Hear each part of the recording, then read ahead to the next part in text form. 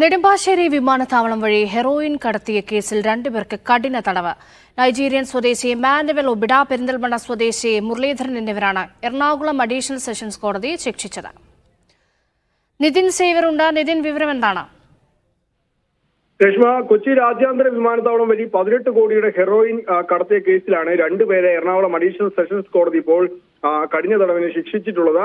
Nigerian സ്വദേശി ഇക്കാമാക്ക Emmanuel ഒബിഡ, Perinthalmanna സ്വദേശിയായ മുരളീധരൻ ഉണ്ണി എന്നിവരെയാണ് ശിക്ഷിച്ചത്. മുരളീധരനെ 40 വർഷം കഠിന തടവും 4 ലക്ഷം രൂപ പിഴയൊടുക്കാനും, ഇക്കാമാക്കയെ 16 വർഷം കഠിന തടവിനും 1.5 ലക്ഷം രൂപ പിഴയൊടുക്കാനുമാണ് ശിക്ഷിച്ചിട്ടുള്ളത്. 2022 ഓഗസ്റ്റ് 21 സിംബാബ്വേയിലെ ഹരാരയിൽ നിന്നും ദോഹ വഴി നെടുമ്പാശ്ശേരിയിൽ വന്ന മുരളീധരന്റെ ബാഗേജിൽ നിന്നും 18 കിലോ ഹെറോയിൻ കസ്റ്റംസ് പിടിച്ചെടുത്തത്. പിന്നീട് ഇയാളെ ചോദ്യം ചെയ്തതോടെയാണ് ഡൽഹി വിമാനത്താവളത്തിൽ മയക്കുമരുന്ന് ഏറ്റുവാങ്ങാനെത്തിയ ഇക്കാമാക്കയെ കുറിച്ചുള്ള വിവരം ലഭിച്ചതും അയാളെ അറസ്റ്റ് ചെയ്തതും. ഈ സംഭവത്തിലാണ് ഇപ്പോൾ രണ്ടുപേർക്കും തടവ് ശിക്ഷിച്ചിരിക്കുന്നത്. ശരി.